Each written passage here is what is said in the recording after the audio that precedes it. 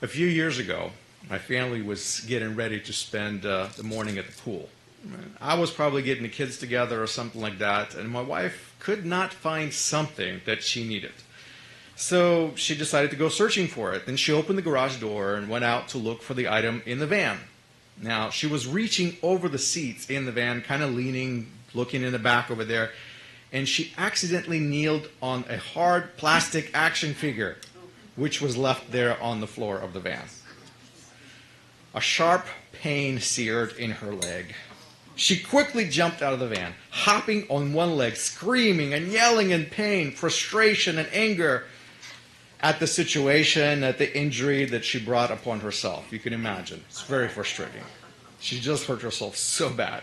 So hopping on one foot and turning around slowly, she noticed a UPS man who gently placed the box at the opening of the garage. Not daring to come any closer, he just placed the box, crouched, and backed away, even avoiding any eye contact with a woman in a swimsuit jumping and screaming angry in her garage.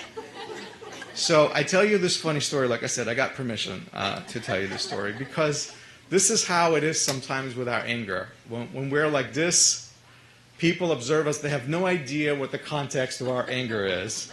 We just see someone angry and we don't want whatever it is that is happening with them. We back away and just say, do not get me involved into this one. And so we have a story in our parsha about God's anger, which, of course, is way worse than my wife jumping in the garage.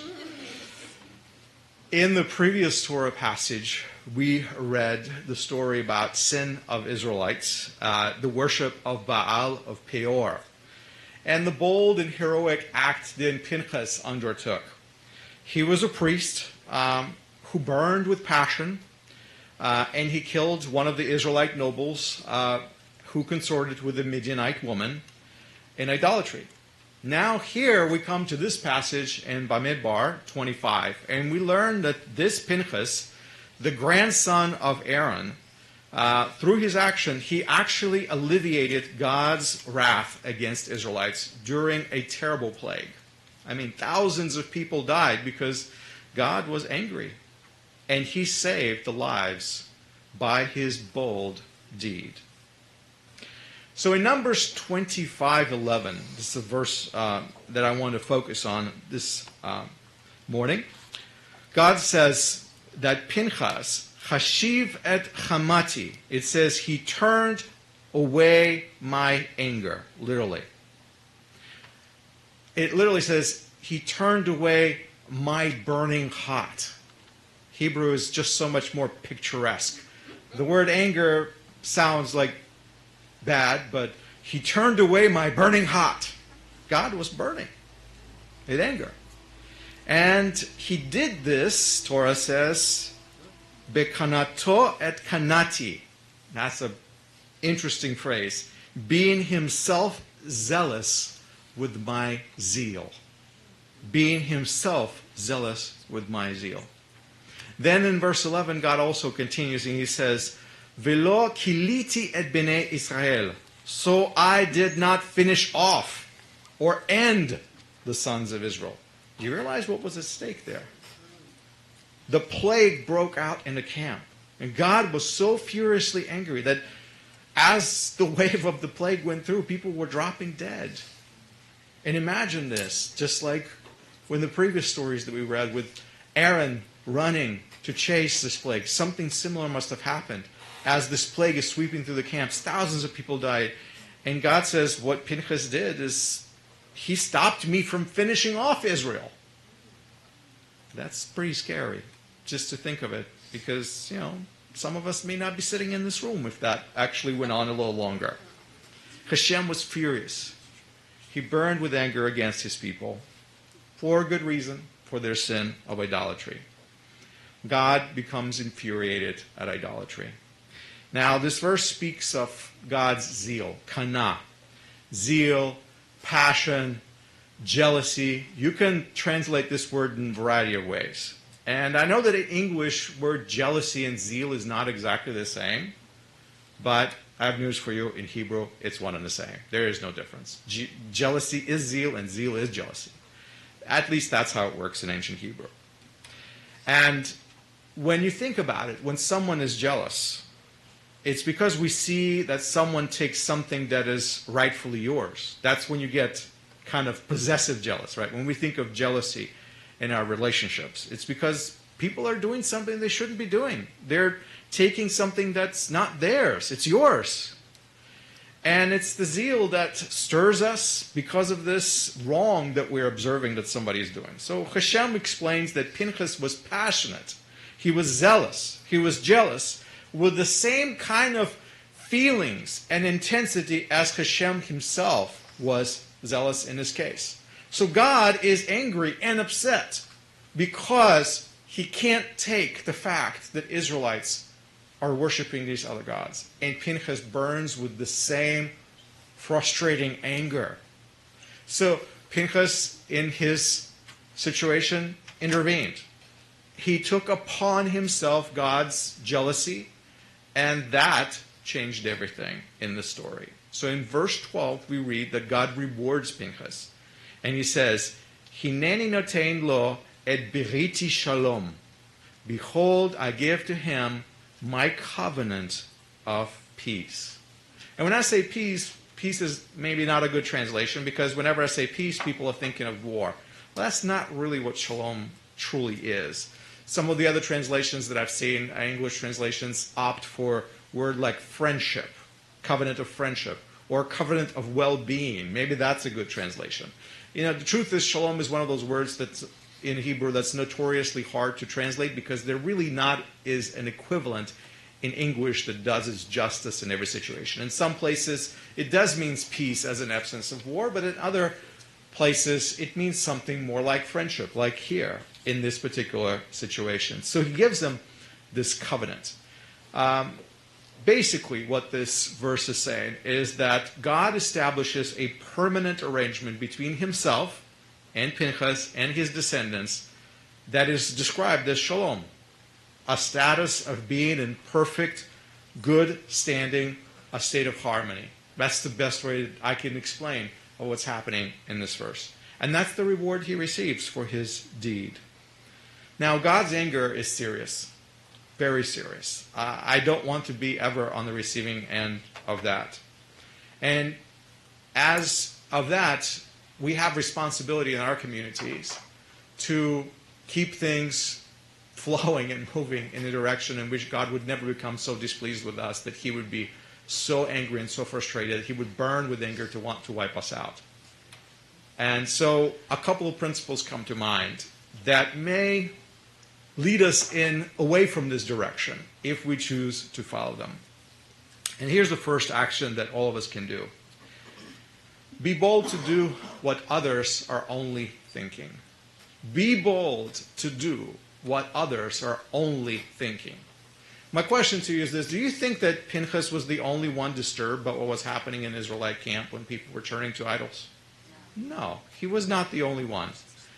Other people around him were there, and they were bothered by this just as much. We know for a fact that Aaron was there, and he knew what was going on. We knew for a fact that Moshe was there, and the elders were there, and they all knew what was going on. Perhaps they were interceding for people. And then we read in Numbers 25:4, just a couple of verses up from our Parsha, that God actually commanded Moshe to find the instigators, the people who got themselves involved in this idolatry, actually to execute them. So it's not like nothing was being done about this. But God commanded Moses. He didn't command anything to Pinchas. Pinchas stood, being helpless, kind of looking at what's happening, and then he took matters into his own hands. He saw what everyone else saw, but he decided to act without much delay. And sometimes it takes boldness, it takes courage, not to wait, but to quickly and decisively act. There are situations in our lives that rise up that may not constitute to the rise of people falling into idolatry. Remove that situation from the equation. But there are situations in our lives where we have to act quickly and swiftly and make decisions. It's not a call for violence. I'm not talking here about you picking up your spears. Put those down. This is a call for action versus inaction. While everybody's thinking and deliberating what should be done, sometimes inaction and delayed action just means that people will get hurt or may even die. In this case, that's what it was. So sometimes there are situations in our lives where we have to be bold and we have to just go ahead and do what everybody else is only thinking. So my second point is this: be zealous with God's zeal. I know it's easy to say, but it's actually not a simple thing. You see, we all have hobbies, we all have interests, we all have things we like a lot. We can get very passionate about all sorts of things. You can probably think of a few things that you're passionate or like or enjoy. And these things become our preoccupations. They sometimes can become our very focus in life.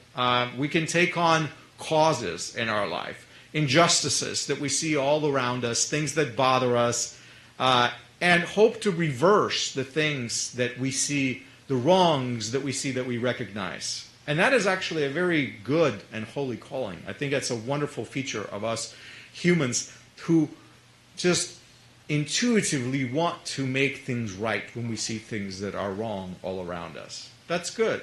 But the question is, are these things that we're seeing, do they line up? The things that we assign importance to, do they line up with how God would assign importance to them? Are we zealous for those things with God's zeal? Is God zealous about the very things that we are zealous about? Do the things that we prioritize align with Hashem's priorities? That is not always so. So God's zeal and passion here in Torah in this passage, if you were to guess very clearly, it's His people. It's the intimacy that He desires. God's desire is for monogamous relationship with them as one God. Now, no wonder the idolatrous polygamy with foreign gods angered God so much in the story. Because if that is what He wants the most, then this sin of idolatry hurts Him the most. Now, Pinchas showed to God that people, His people, are capable of aligning themselves with God's heart. Now, do you think you today are capable of doing something like that? Can you feel what God feels? If you can do that, that's remarkable. And that tells me that you know God, and that tells me that you are standing on a path of peace, just as Pinchas was standing on, because that is the promise that he received, that is the covenant that he received, because that he was a peacemaker. He was looking to make things well in a terrible situation. Now, if you're uncertain and you can't really answer that question, I will say let these words in Torah challenge you. Let them stir you. And let them create a desire in you to feel what God feels, to share His heart, to share His passions. Be careful, though, because it might manifest in some anger, too. So if you dare, my suggestion is this: ask for it in prayer. And don't stop asking until you realize that you have received what you asked for.